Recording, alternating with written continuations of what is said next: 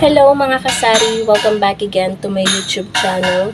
So, ngayon po ay araw ng Saturday at meron po tayo mga dumating na delivery na yung isa hindi ko na i-vlog pero i-share ko na lang guys sa inyo. And then ngayon dumating guys yung ahente ko ng itlog, si Kuya, yung naka-tricycle, yung pangalawang ahente ko ng itlog. Kumuha ko sa kanya guys. Ayan, nabubulol na naman ako. Kung mapapansin nyo guys, medyo iba yung boses ko kasi medyo sinisipon tayo. Ayan, medyo naambunan kasi tayo. Masama kasi ang panahon guys nitong mga siguro mag-1 week na umuulan ng umuulan. Buti nga ngayon hindi umuulan, tumila-tila na at umaaraw na.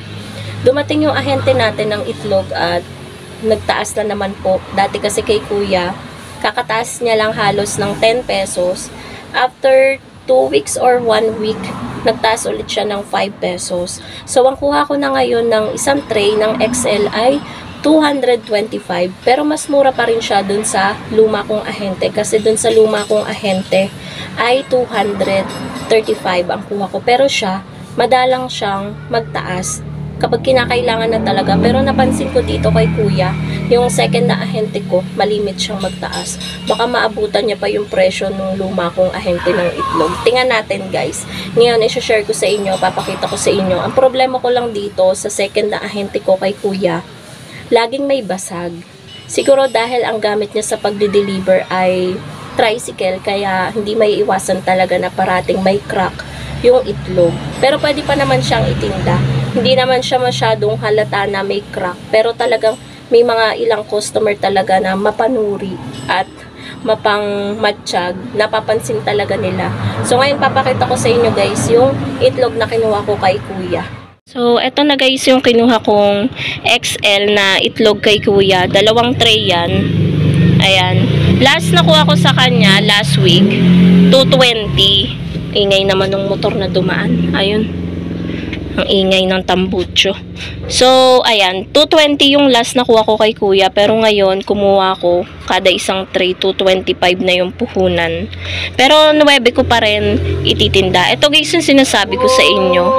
Wait lang, dumating yung magtataho. Ito yung sinasabi ko sa inyo. Ayan, may crack yung itlog. Ayan, hindi naman siya as in tumatagas na yung itlog. May crack lang talaga. Ayan, kapag anong-ano naman yung itlog guys, sirang-sira talaga, is pinapalitan ni Kuya. So, ayan po mga kasari, let's continue. Meron lang bumili at nagpa-load na customer. So, asa na nga ba tayo? Dito tayo sa itlog. 225 yung kuha natin dito guys. 9 pesos pa din yung bentahan natin kada isang peraso. Hindi pa rin nagbabago kahit ilang beses nang tumaas. 9 times 30 minus 225. 45 pesos guys yung ating tutubuin dito kada isang tray. So dito sa 2 tray tutubo tayo ng 90 pesos. Okay pa naman 'di ba guys? Yung iba nga yung kuha ko dun sa luma kong ahente, ang tutubuin na lang ay 35, pero dito tumubo pa rin tayo ng 45 pesos kahit nakailang taas na si Kuya. Mas malaki pa rin yung tinutubo natin sa kanyang mga itlog kapag sa kanya ako kumukuha. Kanina din guys, dumating yung ating delivery from Berasa, yung mga Unilever products. Hindi ko siya ina-expect na delivery kasi sabi sa akin ni agent, tuwing Monday na daw ang delivery ng mga Unilever products.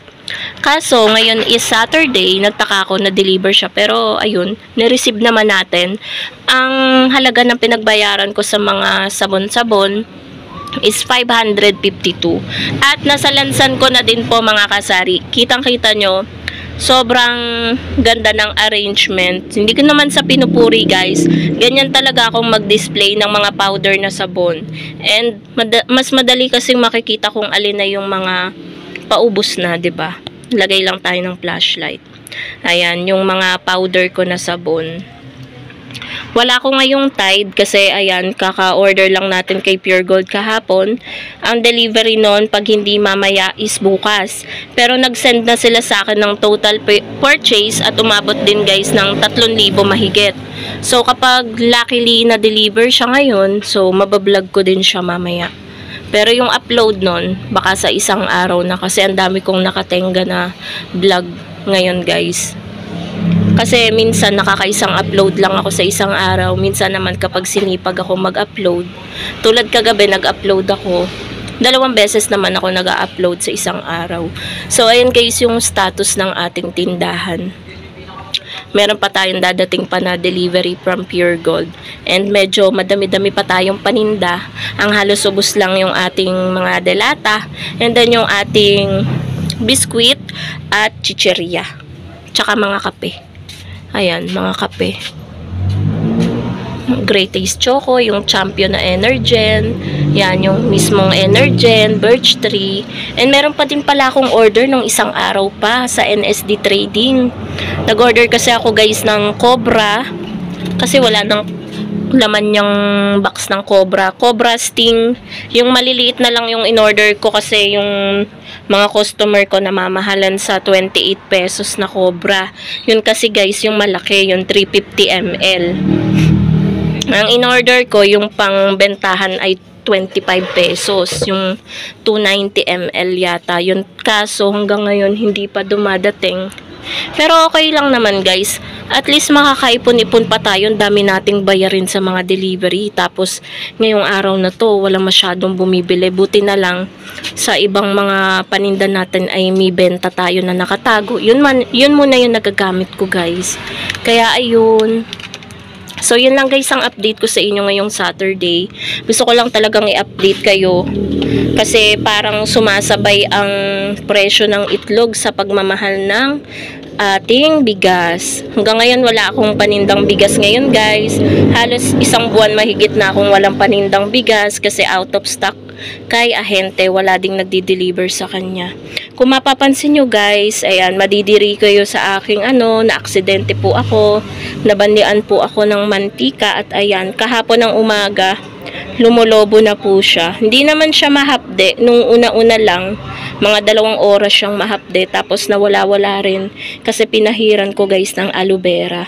Tapos ngayon, nakadalawang pahid na ako nitong antibacterial na cream. Paubos na nga siya. And nagtataho din ako ngayon. And then, banana. Kasi kailangan natin ng vitamins, nutrients, or kung ano man para mawala agad yung ating sakit. Sinisipon tayo. So, ayun lang guys. Thank you so much for watching. Sana na-update ko kayo at nagustuhan nyo itong aking maikling vlog. Ayan, update sa tindahan and then update sa presyo ng itlog. Again po, 225 na po ang kuha ko dito sa XL. Thank you so much for watching mga kasari and happy selling po sa inyong lahat. Bye guys!